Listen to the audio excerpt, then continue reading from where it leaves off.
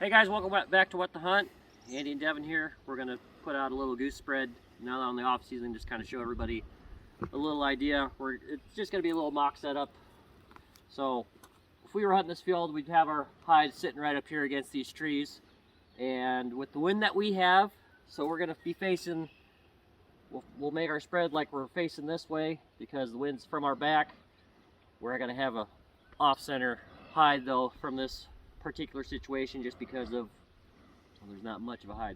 We could back up to back there, but typically the geese are going to be sitting right here in the field feeding. So what we'll do is we'll just start to build ourselves a spread in a big U shape, cluster as much of them more so in this area where they're going to be sitting to feed, and then have little fingers running off in either direction. Just make a big pocket for them to come in and land. And then we've got some full bodies here. We're going to set out just towards the entrance of where the U-shape's going to be. So that way our best looking decoys are going to actually look like some geese that just landed in are going to start working their way into the big group, which I've heard that it's really good to use that and we've seen results from it. So we're just going to keep going that kind of way with it. And kind of makes them have the mindset that they have to hurry up and beat those birds to the feed before they walk. Right. To the feed. Yep. So geese that are coming in overhead are going to try to short stop, get in front of them, walk up closer to us. Makes the shooting situation a lot better. So that's what we're going to do. We're going to set them up. We got some dive bombs that we're going to throw out, and then we got the full bodies, which I don't even remember what brand of full bodies you bought, but Avery GHG, and they're pretty good looking for used. Yep. So that's what we're going to do. We got Ham in here that's going to help us set some decoys out because he has no idea what he's doing, so he's going to learn from our videos that we haven't recorded yet. You can learn from our videos too. Exactly. That's the whole point of what we're doing. So I would say what we'll start doing, so we're just pretend our blind is right here because it's off season. We're not grassed up. We don't really feel like doing all that extra work for this video right now, but we'll go like 10 paces or so, give or take. Maybe 5. 5 sounds good because that's a nice little gap there. So we'll start putting some decoys in here, make a line this way, then we'll go out and around this way. And like I said, wind's out of our back, so the opening is going to be right through here. Hammond, get over here. We're going to get ready to do a quick time on the video of everybody. Like, fast forward. Fast forward.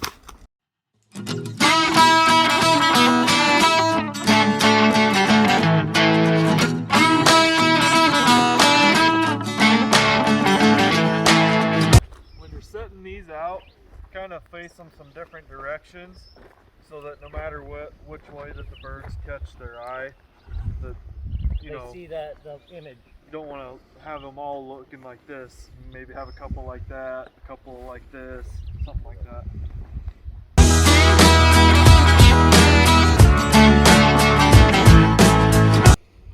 Another pro tip as you're setting these out, which I don't happen to have any of the, that's about a relaxed style, but when you see geese out in the field, what are most of them doing? Well, when you see them, most of them have their heads up and they're in this, what is called the sentinel, which is, well, there's that one there with the neck straight up, which you always want those to be your end birds on your fingers that you're coming out from the big group, like because they always have, yeah, like that one. For example, if this is our edge, we're going to have one decoy like this. All the way at the end. Out on the end, kind of looking off. Yeah, because there's always a lookout bird, and they're always on the edges.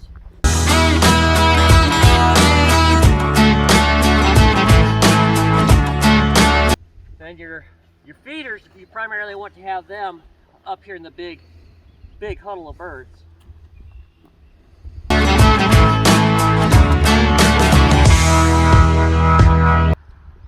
Right here in the middle, you're going to kind of pack them in a little bit tighter too. Yeah. That makes it look like that they're concentrated to eating right here.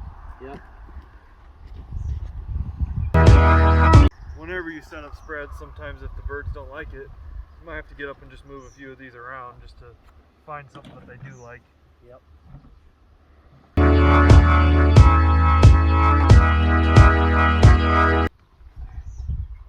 So where do we put these? We're gonna put those straight out. Straight out? How many yards? Go about, oh, well, the two end ones go about 10 yards past them.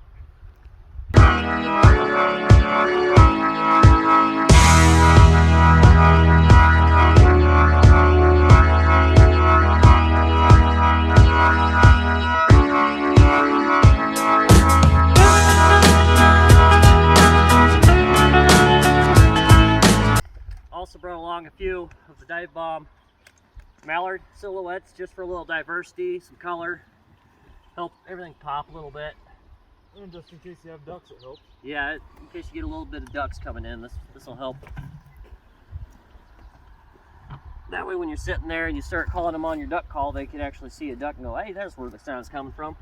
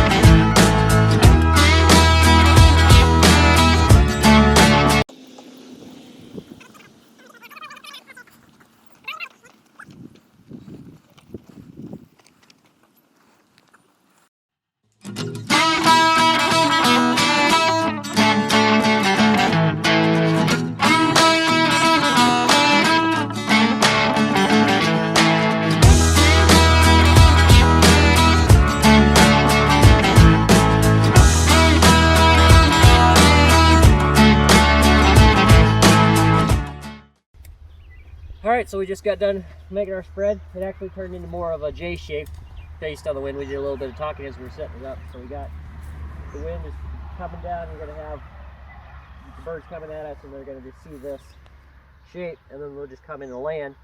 So we were just talking about, you know, a hide, and we could, you know, we have the idea, this is where we think our hide is going to be, right here in this situation.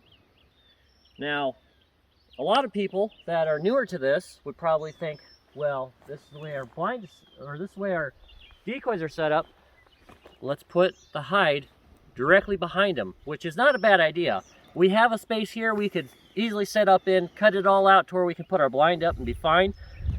The only problem with that newer hunters don't understand is geese are really sensitive to movement. When you're sitting there and if you poke your head up out of the blind, or you're just sitting there just trying to watch for them and they're coming in, they're really, really skittish when it comes to something that they don't like. So if they see something and one bird peels off, you might have just lost that whole flock. Yep. So once you lose their attention, yeah, good luck. Yeah, They're probably done. You lose their attention, and it doesn't take very many birds getting scared to see something and peel off for 200-300 birds to just be gone and not even have another chance at them. So yeah, you can hide behind the birds, but you just got to be a lot more careful of doing it.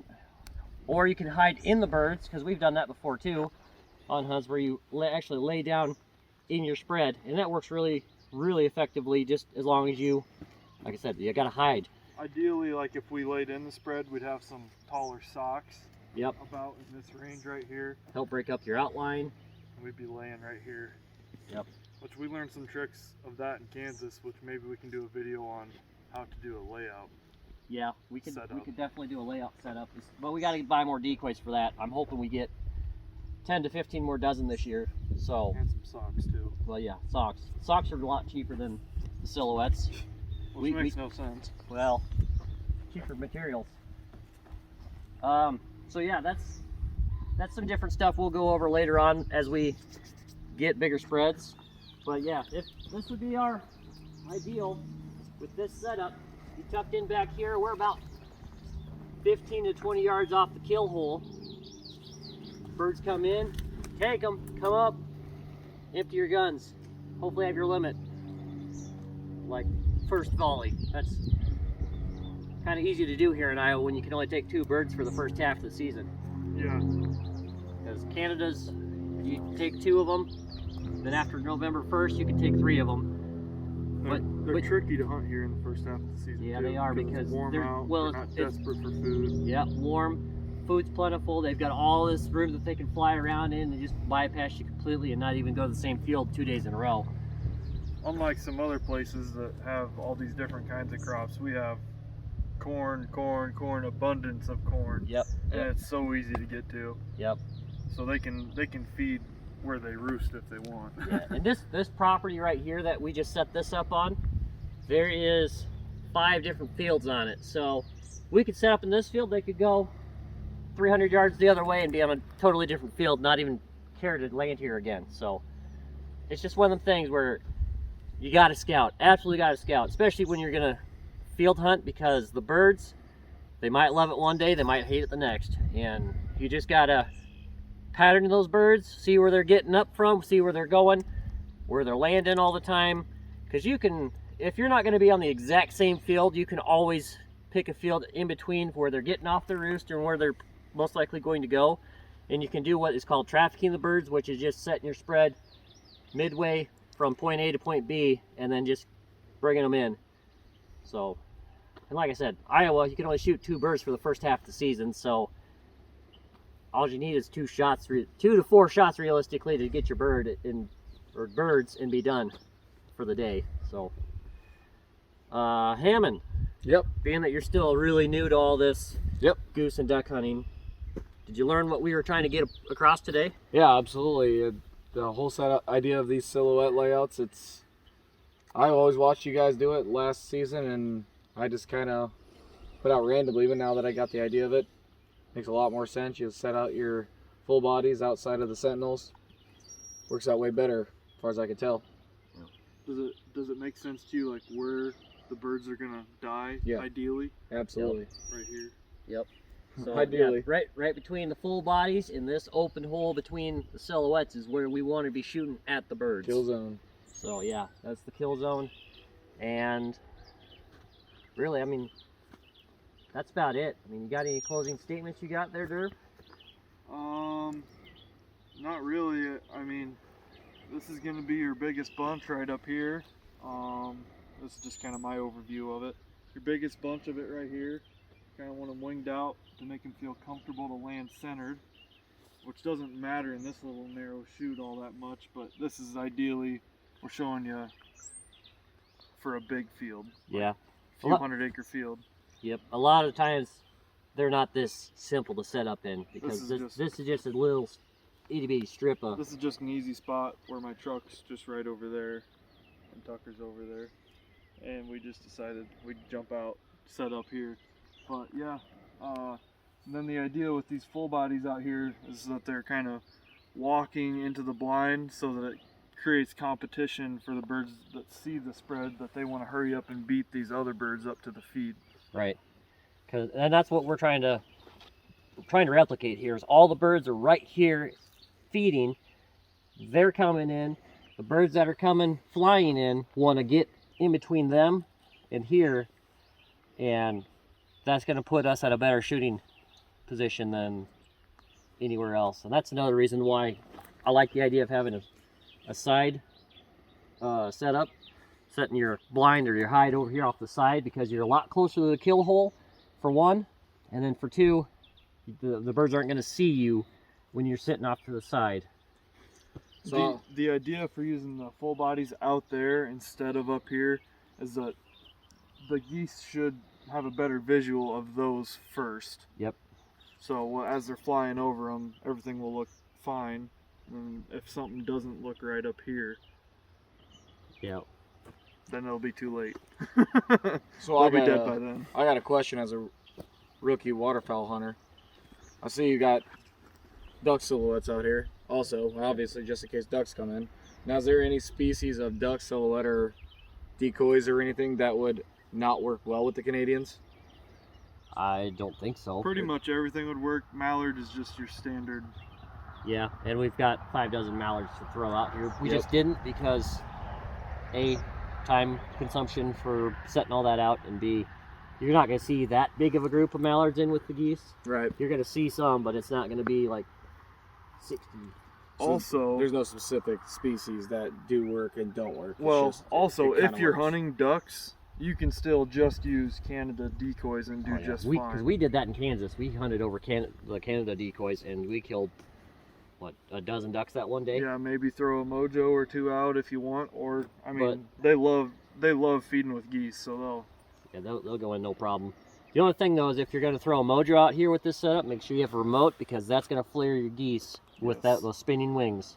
they're So- smart enough. They figured out those. Yep. So that's your thing. Just put out mojos or lucky ducks that are remote operated, so you can shut them off.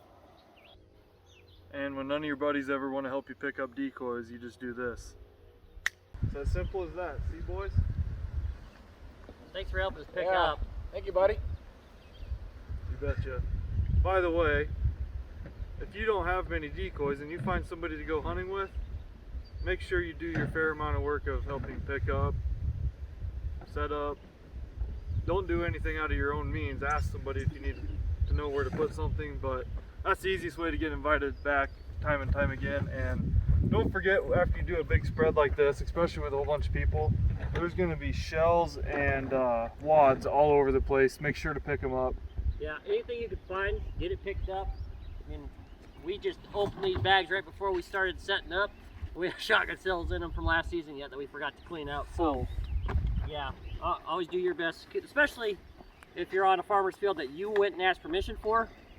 You don't want to burn those bridges if you got yourself a good field and now you can't go back because nobody picked up their shells or never attempted to pick with the wads or your trash or any of that. So still burn bridges with farmers and people that are landowners because you just don't want to be anything but a slob. And It's the same on public land. Even if you show up to a place and you see garbage, Oh yeah, we've pick it done up. multiple times. We've showed up to go hunting and we've had to go back and get trash bags because people Yep. just littered.